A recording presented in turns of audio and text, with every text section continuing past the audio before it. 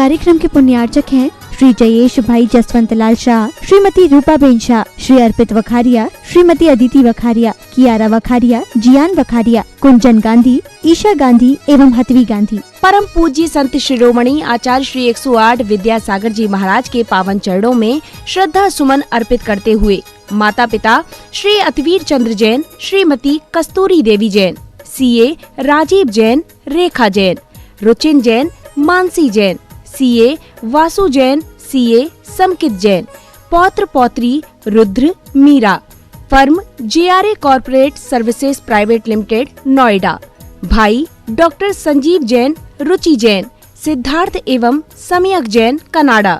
एक व्यक्ति आएंगे, ठीक है? यहाँ से इस पार से एक व्यक्ति आ जाओ, कोई जल्दी से आ जाओ। हाँ चलो खड़े हो जाओ, चल चढ़ाओ। ओम संत शिरोमणि आचार्य भगवान गुरुदेव विद्यासागर जी मुनिंदाय, परम पूज्य निर्यापक समय सागर जी मुनिंदाय, पावन चरणों में जन्म जलम दी। हाँ चलो अब आप लोग बैठ जाओ।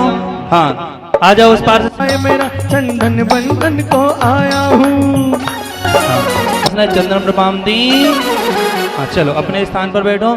और अब तुमरे बिन हमेरा को नहीं, इन विषय भोग की मदिरा पी में बना सदा से मत बाला, तृष्णा को तृप्त करे जितनी उतनी बढ़ती इच्छा ज्वाला। मैं काम भाव विध्वंस है तुमन सुमन चढ़ाने आया, कह मदन विजेता बन न सके, कह भाव हृदय में लाया हूँ। ओम रोम संत शिरोमणि आचार्य भगवान गुरुदेव विद्यासागर जी मुनिंदाय, निर्यापक परम पूज्य ऋषि समय सागर जी मुनिंदाय, तिनके पावन चरणों में काम बाण पुष्पम प्रपाम दी। हाँ चलो सभी लोग अपने स्थान पर बैठो। हाँ बैठो जल्दी से। हाँ देवरी, दिनारी, जलौन और धनेटा चारे जगह के एक जन आ जाओ। और सचिन, चंडी चोपड़ा से सचिन आ जाओ। ये चमक ये धमक फूल बन में महक, सब कुछ गुरुदेव तुम्हीं से है। ये चमक ये धमक फूल बन में महक, सब कुछ गुरुदेव तुम्हीं से है। इस क्षुधा रोग की व्यथा कथा भव भव में कहता आया हूँ, अति भक्ष अभक्ष भगे फिर भी मन तृप्त नहीं कर पाया। मैं वेद समर्पित करके मैं श्री दीप बिटाने भाऊंगा, अब और अधिक ना भटक सकूं, यही अंतर्बोध जगाऊंगा। ओम रोम संत शिरोमणि आचार्य भगवान गुरुदेव विद्यासागर जी मुनिंदाय, परम पूज्य निर्यापक श्रमण मुनि जी समय सागर जी मुनिंदाय, जिनके पावन चरणों में क्षुधा रोग विनाशना नैवेद्यम नृपाम दी। हाँ भैया जिनका नाम हो जाए वो खाली करते जाएं, अपने स्थान पर बैठते चले जाएंगे। अब मैं आवाज दे रहा हूँ, सागर, छोटी कटंगी और भी अभाना, दमो जो भी बता रहे हो, हाँ वो आकर के यहाँ पर। गुरु ने जहाँ जहाँ भी ज्योति जलाई है, काले काले बादलों में रोशनी सी छाई है। गुरु ने जहाँ जहाँ भी ज्योति जलाई है, काले काले बादलों में रोशनी सी छाई। विद्यासागर गुरुदेव, समय सागर गुरुदेव, मोहांधकार से व्याकुल हो निज को नहीं मैंने पहचाना। मैं राग देश में लिप्त रहा, इस हाथ रहा बस पछताना। यह दीप समर्पित है मुनिवर मेरा, तम भूर भगा देना। तुम ज्ञान दीप की बाती से हम अंतर दीप जला देना। ओम रोम संत शिरोमणि आचार्य भगवान गुरुदेव विद्यासागर जी मुनिंदाय, निर्यापक श्रमण परम पूज्य ऋषि समय सागर जी मुनिंदाय, तिनके पावन चरणों में मोहांधकार विनाशना दीपम नृपाम दी। चलो अब भैया सब लोग बैठ जाओ, खाली करो। अब मैं पाठशाला की अभ्यस्त रहा, मैं हूँ स्वतंत्र ज्ञाता दृष्टा, मेरा पर से क्या नाता है, कैसे अनर्घ पद पा जाऊं, यह अरुण भावना भाता हो। मैंने आंगन ओम रोम संत शिरोमणि आचार्य भगवान गुरुदेव विद्यासागर जी मुनिंद्राय, परम पूज्य निर्यापक श्रमण श्री समय सागर जी मुनिंद्राय, तिनके पावन चरणों में अनर्घ पद प्राप्ति अर्घम नृपाम दी। हाँ चलो सब लोग अपने स्थान पर बैठ जाओ। हाँ सभी लोग वहीं से नमोस्तु निवेदन करेंगे।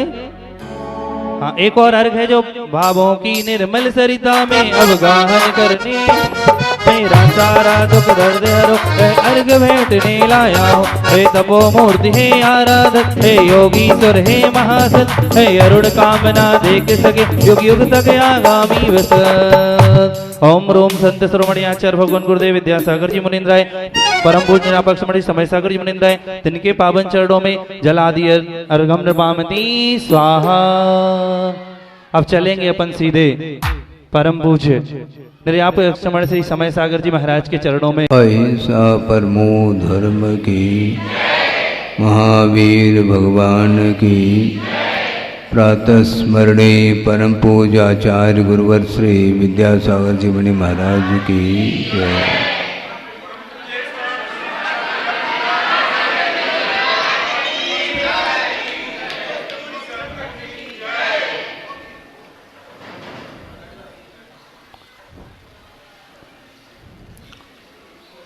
वर्तमान में धार्मिक क्षेत्र में जो भी क्रियाएं हो रही हैं उसमें केवल औपचारिकता देखने को मिलती है। कई बार गुरुदेव ने भी कहा है, लेकिन किसी को भी वह बात समझ में नहीं आती। आप बैठ जाएं, केवल फोटो का ज़माना है और कुछ नहीं है। यहाँ पर गुरुदेव की पूजा हो रही थी, लेकिन मुझे नहीं लगा कि पूजा हो रही है। आप लोगों को लगा? केवल नाच गान के माध्यम से आप करते हैं। पीछे जनता बैठी है और आधी जनता उठ करके खड़े हो करके एक एक को इनवाइट किया जा रहा है। ये पूजन पद्धति हमें समझ में नहीं आती। आप लोगों को आती हो तो आप जानो। और दूसरी बात यह है कि द्रव्य चढ़ाना है, उसमें शुद्ध वस्त्र पहन करके जिस प्रकार भगवान की पूजा की जाती है वह पूजा मानी जाती है। ऐसे करते हैं भगवान की पूजा। सुन रहे हैं आप लोग सब? हैं? ऐसे करते हैं भगवान का अभिषेक, भगवान की पूजा कैसे करते हैं? हैं? तो यहाँ पर औपचारिकता क्यों आ रही है इस प्रकार? सोचना चाहिए। परिणामों को पवित्र बनाने का उद्देश्य होना चाहिए, वो एक तरफ रह जाता है और आधुनिक संसाधन के माध्यम से यहाँ पर कोलाहल के अलावा और कुछ भी हमें देखने को नहीं मिलता। इसलिए मुझे प्रसन्नता नहीं है इन क्रियाओं को लेकर के। आप जानो, हाँ, वस्तुतः अपने भीतर ही परिणाम है। उन तो स्वतंत्रता के साथ आप अपने परिणामों को पवित्र बनाने में भी आपको पसीना सा आता है। हमें बात समझ में नहीं आती। यहाँ पर कोई भी पैसा खर्च नहीं हो रहा है। शांति के साथ, शालीनता के साथ बैठ करके यदि आप गुरु की, प्रभु की आराधना करते हैं तो कितनी शांति मिल सकती है। किंतु मोबाइल लेकर के आप लोग बैठे हैं, 2 मिनट के लिए तो कम से कम देशना सुनने के लिए बैठे हैं। इतना तो सोचना चाहिए, किसी को भी सोचना चाहिए। परिणामों को पवित्र बनाने का उद्देश्य होना चाहिए, वो एक तरफ रह जाता है और आधुनिक संसाधन के माध्यम से यहाँ पर कोलाहल के अलावा और कुछ भी हमें देखने को नहीं मिलता। इसलिए मुझे प्रसन्नता नहीं है इन क्रियाओं को लेकर के। आप जानो, हाँ, वस्तुतः अपने भीतर ही परिणाम है। उन तो स्वतंत्रता के साथ आप अपने परिणामों को पवित्र बनाने में भी आपको पसीना सा आता है। हमें बात समझ में नहीं आती। यहाँ पर कोई भी पैसा खर्च नहीं हो रहा है। शांति के साथ, शालीनता के साथ बैठ करके यदि आप गुरु की, प्रभु की आराधना करते हैं तो कितनी शांति मिल सकती है। किंतु मोबाइल लेकर के आप लोग बैठे हैं, 2 मिनट के लिए तो कम से कम देशना सुनने के लिए बैठे हैं। इतना तो सोचना चाहिए। किसी को भी बोलते बोलते बोलते हमें क्या, हम थक से रहें, इसके उपरांत संसार थकता नहीं। उसको जैसा करना है उसकी वृत्ति बदलती नहीं है। नमोस्तु कैसा करना चाहिए, पूजन किस प्रकार करना चाहिए, ये सारी बातें कोई भी सिखा नहीं पा रहा है, न सीखना चाहता है। आप शांति से बैठे हैंगे और सुधारना चाहो, अपने जीवन में कुछ अर्जन करना चाहो, पुण्य का अर्जन करना चाहो, तो शांति के साथ बैठ करके कुछ सुनने का पुरुषार्थ आप लोगों को करना चाहिए। चाहे महिला वर्ग हो, चाहे पुरुष वर्ग हो, बिल्कुल ऐसे टूट पड़ते हैं जिसको लेकर के, और जो जैनेतर जनता है उनके ऊपर कोई भी रत्ती भर भी कोई प्रभाव जैन धर्म का नहीं पड़ रहा है। ये आप लोगों को विवेक सीखना चाहिए। अच्छा नहीं लगता आपको, लेकिन ये जो किया जा रहा है वह मुझे तो अच्छा नहीं लगता, आपको यही अच्छा लग रहा है। और जो अच्छी बात कही जाती है और वो आपको अच्छा नहीं लगता। आप सोचिए कितना स्तर जो है धर्म का गिरता चला जा रहा है। अपने आप नहीं गिरता, अपनी वृत्ति, अपने आचरण इस प्रकार विपरीत होते चले जा रहे हैं। राग का इतना जबरदस्त प्रभाव पड़ रहा है जिसके कारण ये जिनवानी आदि बिल्कुल जो है ना लाइब्रेरी में बंद है।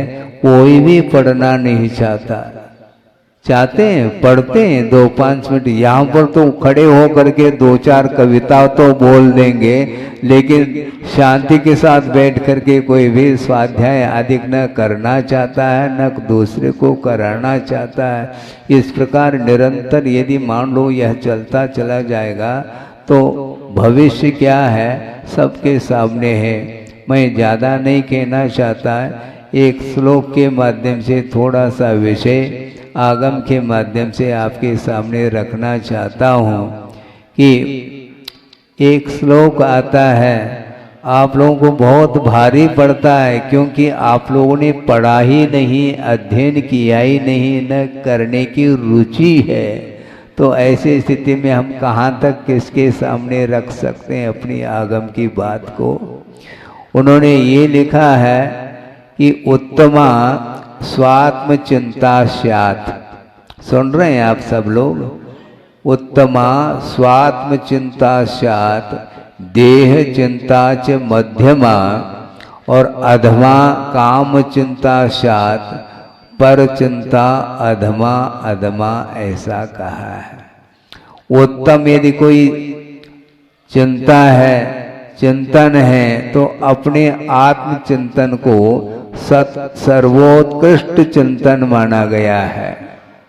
और आत्मचिंतन करने के लिए सहयोग प्रदान करने वाला यह शरीर है, देह है, इसके लिए भी कुछ आवश्यकता पड़ती है। तो उस ओर दृष्टि जाती है तो उसको मध्यम कहा है।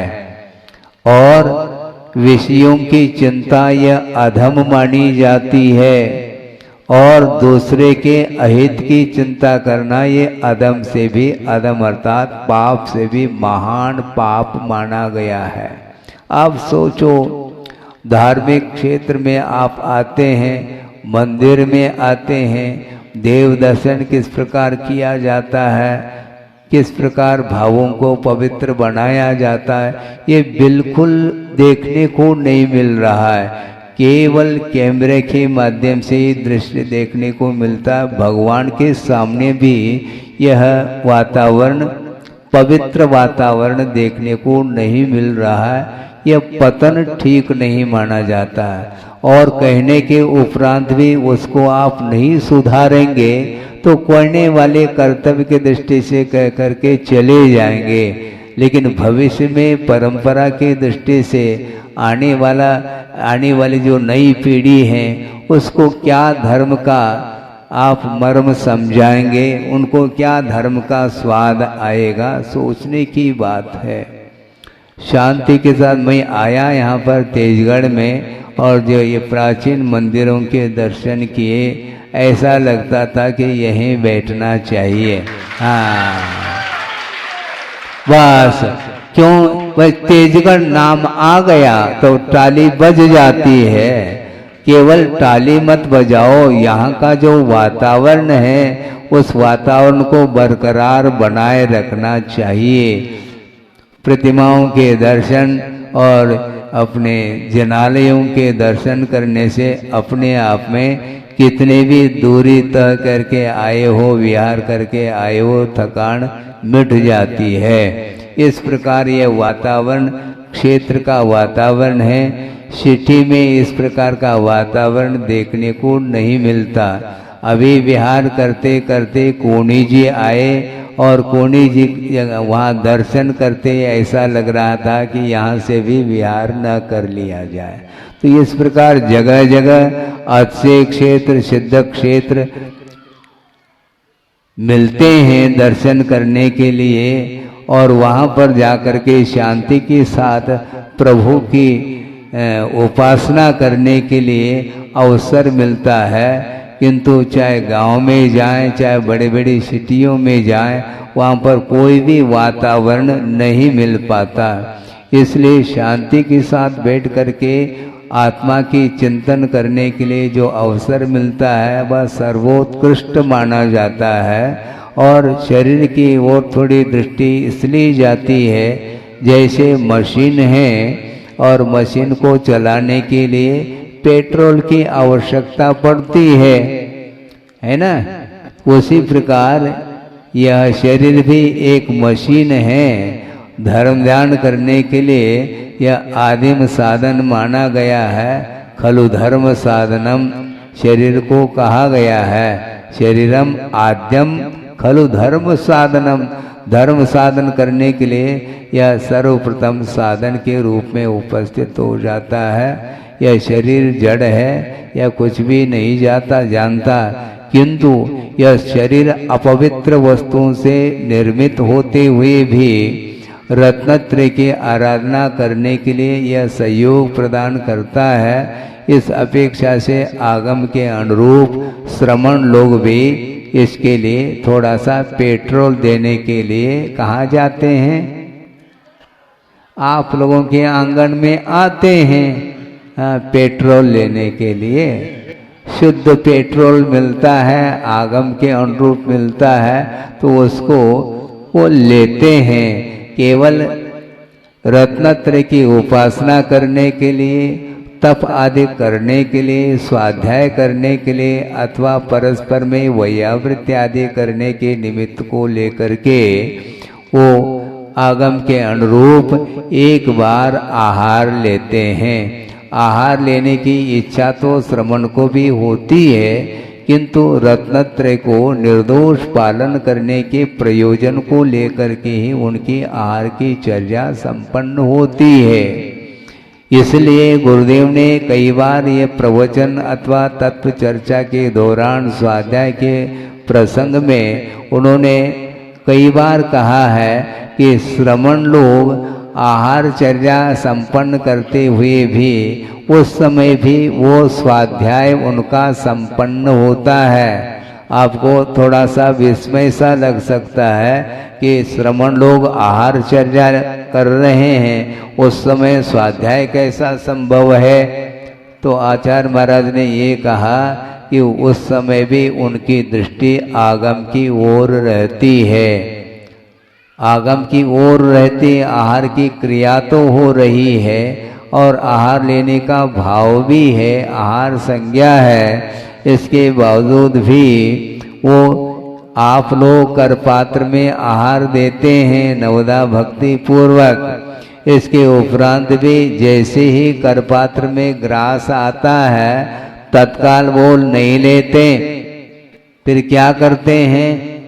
संशोधन करते हैं। इसी को ऐशना समिति बोलते हैं कि करपात्र में ग्रास आने के उपरांत उसका संशोधन करके उसमें कोई भी विपरीत तत्व न आए, बाल हैं, जीव हैं इत्यादि आ जाता है तो अंतराय का पालन करते हैं। इस प्रकार 32 अंतराय का पालन करते हुए 40 दोषों से रहित होकर के वो आहार करते हैं। और मुख में ग्रास है, इसके उपरांत भी स्वाद तो आएगा, ज्ञान तो होगा, मुख में ग्रास पहुंच जाए और संवेदन न हो ऐसा थोड़ी होता है।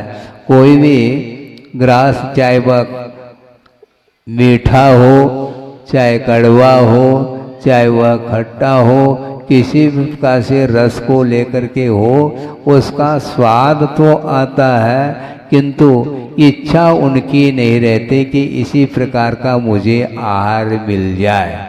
इसी को बोलते हैं कि रसनेन्द्रिय विजय बोलते हैं। इसीलिए शरीर के लिए देने के लिए गए हैं, किंतु पांचों इंद्रियों का विजय करते हुए उस प्रकार आहारचर्या को वह संपन्न करते हैं। इसलिए असंख्यात गुणी निर्जरा श्रवण की होती है, और श्रवण की वैयावृत्ति आप करते हैं, दान आदि देते हैं, तो आपके लिए भी विशिष्ट पुण्य का अर्जन होता है। दाता और पात्र इन दोनों के लिए पुण्य कर्म का संचय होता है, रत्नत्रय में विकास होता है पात्र के अपेक्षा, और दाता के लिए क्या होता है, विशिष्ट पुण्य का वह संचय करता है। इस प्रकार ये श्रवण और श्रावक के अपेक्षा से भिन्न भिन्न पुण्यार्जन के साधन हैं। तो इस प्रकार उत्तमा स्वात्म चिंता का अर्थ कर्म निर्जरा के उद्देश्य को लेकर के ये शरीर से आत्मा को पृथक करने के लिए शरीर का क्या स्वरूप है, आत्मा का क्या स्वरूप है, इस प्रकार चिंतन करते हैं, और वो शरीर के प्रति भी थोड़ा सा सहयोग की अपेक्षा से ध्यान देते हैं। किंतु तीसरा ये है कि अधमा काम चिंता स्यात्, विषयों की चिंता यह अधम अर्थात पाप रूप है, ऐसा कहा है। आप लोग दिन रात क्या करते हैं, पाप का अर्जन होता है क्या नहीं? 2-5 मिनट के लिए, मान लो 10-15 मिनट के लिए भगवान के चरणों में आकर के थोड़े से भावों में पवित्रता आ सकती है, आती भी है, किंतु अन्य समय में निरंतर आप लोगों की जो चेष्टाएं हैं, आप लोगों की जो प्रवृत्ति हैं, सांसारिक प्रवृत्ति, उन प्रवृत्तियों के माध्यम से पाप का संचय होता है। इसलिए पाप का संचय कम से कम हो, ये ध्यान आप लोगों को रखना चाहिए, क्योंकि विषयों की इच्छा यह पाप कर्म के आश्रव के लिए कारण माना है, इसलिए इसको अधम कहा। किंतु इसके बाद तो अधम से भी अधम अर्थात पाप से भी महान पाप वह है जो कि दूसरे के अहित की चिंता, दूसरे की हित की चिंता करना तो धर्म ध्यान के भीतर आता है, किंतु बैठे बैठे दूसरे के विनाश के बारे में जो सोचा जाता है वह सबसे महान पाप माना गया है, यह ठीक नहीं माना जाता। इस प्रकार एक श्लोक के माध्यम से पूरी बातें स्पष्ट कर दी। आप बैठे बैठे धर्म ध्यान भी कर सकते हैं, और धर्म ध्यान में यदि मन नहीं लगता तो आर ध्यान तो चलता ही चला जाता है। ईर्ष्या के कारण, मात्सर्य आदि के कारण दूसरे के विनाश का भाव भी मन में आता है, और उसके माध्यम से वह अपने जीवन का विनाश कर लेता है, उसका पतन होता है। ये क्यों होता है? कि दूसरे का विकास देखा नहीं जाता है। दूसरे को सुखी देखना बहुत कठिन हो गया है वर्तमान में। दूसरे को सुखी देख करके अपने आप को सुख का अनुभव करना बहुत विरल व्यक्ति मिलेंगे संसार में, है? दूसरे को दुखी देख करके स्वयं दुख का अनुभव करना भी बहुत विरल ही व्यक्ति इस प्रकार मिलते हैं। किंतु दूसरे को कोई सुखी देखता है तो उसका सुख का विनाश हो, इस प्रकार मन में भाव लाता है, ये निकृष्ट परिणाम माना जाता है। इसके माध्यम से विकास कभी भी नहीं होता। और वर्तमान में आप लोगों को जो मनुष्य पर्याय मिली है, ये स्वर्ण अवसर मिला है, इसमें भी निश्चित रूप से अतीत में आपने ऐसा कोई विशिष्ट पुण्य का कार्य किया है जिस कारण से उच्च कुल में आपका जन्म हुआ है। मनुष्य बनना दुर्लभ है, किंतु मनुष्य पर्याय मिलते हुए भी उच्च कुल को पाना यह भी उससे भी अत्यंत दुर्लभ माना गया है, क्योंकि संसार में मनुष्य पर्याय को धारण करने वाले कई जीव मिलेंगे, किंतु उच्च कुल के भीतर उच्च कुल में पैदा होना यह उससे भी दुर्लभ माना गया है। अहिंसा क्या है, हिंसा क्या है, इसका कोई बोध नहीं है, और वो अपने जीवन को इन किन प्रकार से दूसरे के जीवन का घात हो रहा है क्या नहीं हो रहा है इसका कोई विशेष ख्याल नहीं है, और वह अपने जीवन को जीना चाह रहा है। वह हिंसा करता हुआ भी हिंसक कार्य कर लेता है। ऐसे भी जीव है मनुष्य होने के उपरांत भी कसाई खाने में बैठे। कसाई जानते हैं, कषाय अलग वस्तु, किंतु कसाई वहाँ पर पशुओं का वध वो कर रहे हैं और उसके माध्यम से अपना जीवन यापन करने का भाव उनके अंदर है। सोचो, विचार करो, कितनी क्रूरता होगी। उनको कोई महसूस नहीं होता कि मैं कोई अनर्थ कर रहा हूँ अथवा पाप कर रहा हूँ। उसको ज्ञान ही नहीं कि पुण्य और पाप होता क्या है, ये विवेक उसके अंदर नहीं है, इसलिए उसका पतन निश्चित है। और आप लोगों को ये सारा बोध प्राप्त कब हो रहा है? जैन कुल में पैदा होने के कारण धार्मिक संस्कार उसके अंदर आते हैं, इसलिए वह अपने जीवन में अहिंसा के लिए स्थान देता है, अहिंसा की उपासना करना चाहता है और करता भी है। इसलिए अपने को आधुनिक इन संसाधनों से दूर हट करके सात्विकता के साथ जीवन यापन करने से अहिंसा धर्म की उपासना बहुत अच्छे ढंग से हो सकती है और कर लेना चाहिए। जीवन का कभी भी अंत हो सकता है, आपको ज्ञात तक नहीं रहेगा। आप सोचो, जन्म का जो तारीख है वह फिर भी निश्चित हो सकता है, किंतु मरण का तारीख डेट कोई निश्चित नहीं है। कभी भी किसी भी निमित्त से किस क्षेत्र में किस रूप में उसका मरण होना है किसी को भी ज्ञात नहीं, किंतु मरण होना यह तो निश्चित है।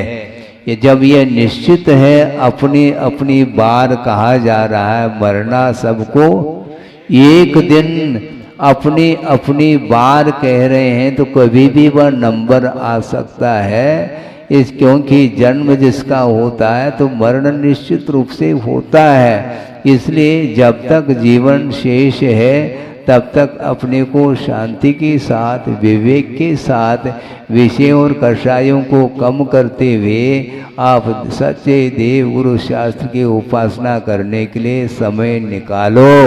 बाकी बैठे बैठे 24 घंटा संसारी प्राणी विकताओं में लगा हुआ है, जिन विकताओं के माध्यम से अपना कोई भी जीवन का हित नहीं हो सकता, और हित का यदि होगा तो सत्कथाओं के माध्यम से होगा। इसलिए पुराण ग्रंथ आदि का स्वाध्याय कर लेना चाहिए, जैसे पद्म पुराण है, महापुराण है, आदि पुराण है, उत्तर पुराण है, पांडव पुराण है, आदि आदि, हरिवंश पुराण है।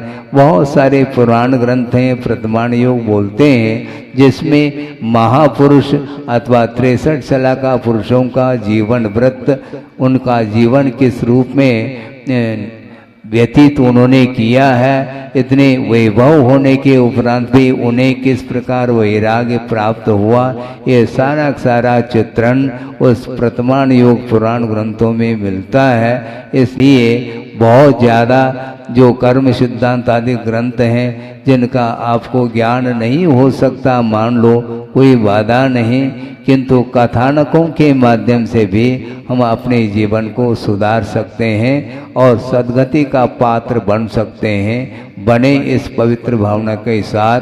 अहिंसा परमो धर्म की जय। अहिंसा परमो धर्म की, महावीर भगवान की।